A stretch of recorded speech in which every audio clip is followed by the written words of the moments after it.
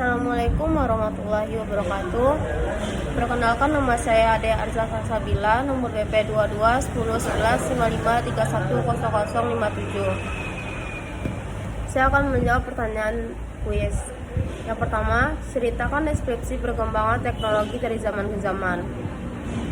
Pada masa ini terjadi kemajuan yang sangat berarti pada teknologi informasi dan komunikasi yang menuju ke perkembangan yang semakin modern. Pada tahun 1450, koran pertama di dunia mulai beredar di Eropa. Kemudian pada tahun 1455, Jordan Gutenberg mengembangkan mesin cetak yang menggunakan 4 huruf terbuat dari besi dalam bingkai yang terbuat dari kayu dan dapat diganti-ganti. Pada tahun 1714, Henry Mill dari Inggris menciptakan mesin ketik. Dia memperoleh hak paten dan diakui sebagai pencipta mesin ketik modern. Pada tahun 1837, Samuel Morse mengembangkan telegraf dan kode. Morse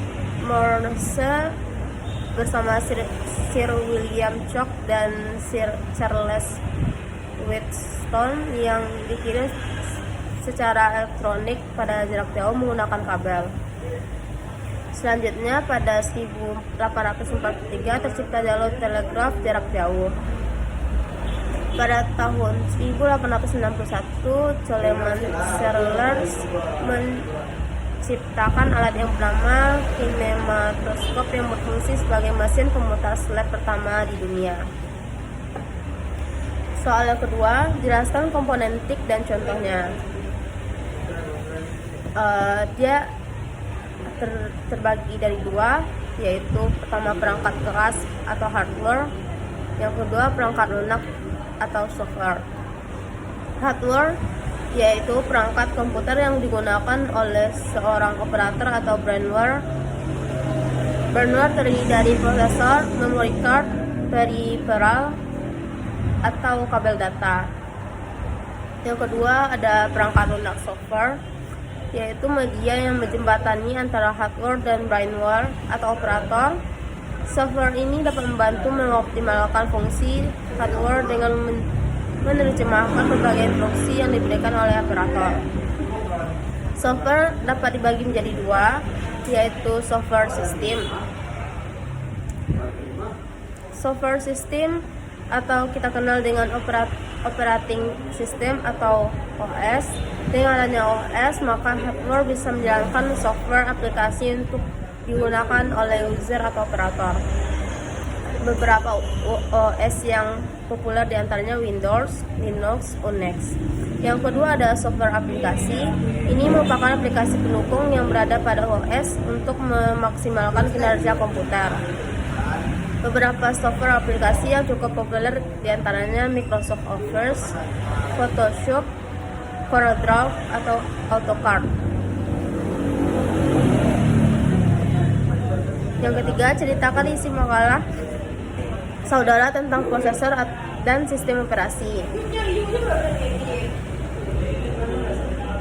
Prosesor adalah sebuah IC yang mengontrol keseluruhan jalannya sebuah sistem operasi dan digunakan sebagai pusat atau otak dari komputer yang berfungsi untuk melakukan perhitungan dan menjalankan tugas.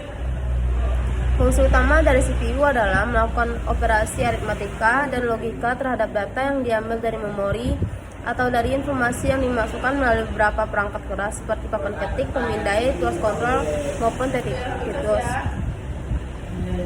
3. Perkembangan prosesor diawali oleh prosesor Intel. Pada saat itu hanya satu mikroprosesor yang ada. Tetapi pada saat ini sudah banyak beredar prosesor dari produser lain sehingga user sudah bisa mendapatkan prosesor yang beragam. 4.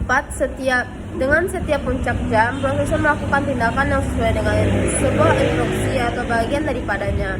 Mengukur yang disebut dengan CPI atau siklus per instruksi, memberikan presentasi dari rata-rata jumlah siklus clock yang diperlukan untuk mikroprosesor atau untuk mengeksekusi instruksi. Yang keempat, pertanyaannya adalah sebutkan dan jelaskan tentang macam-macam memori. Yang pertama ada register memori yang merupakan jenis memori di mana kecepatan akses yang paling cepat. Memori ini terdapat pada CPU dan atau prosesor.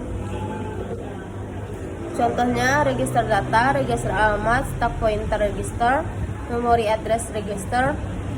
Yang kedua ada channel memori. Memori berkapasitas terbatas, berkecepatan tinggi yang lebih mahal daripada memori utama. Channel memori ini ada di antaranya memori utama dan register memproses. Berfungsi agar memproses tidak langsung mengacu pada memori utama agar kinerja dapat ditingkatkan. Soal yang terakhir, ceritakan tentang hasil diskusi kelompok pada pertemuan 7.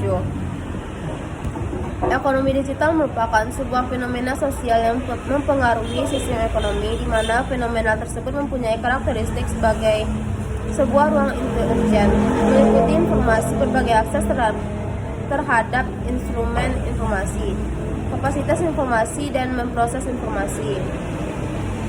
Ada beberapa karakteristik yang mencirikan digital ekonomi, diantaranya adanya internet global, selalu aktif, berbasis data langsung, kompetitif, dapat diacak, sektor potensial dalam ekonomi digital yaitu keuangan, kebudayaan, pariwisata, dan ekonomi kreatif, pertanian, agrologistik. Sekian, terima kasih. Kalau ada kata-kata salah mohon dimaafkan. Wabillahi taufiq wal hidayah. Wassalamualaikum warahmatullahi wabarakatuh.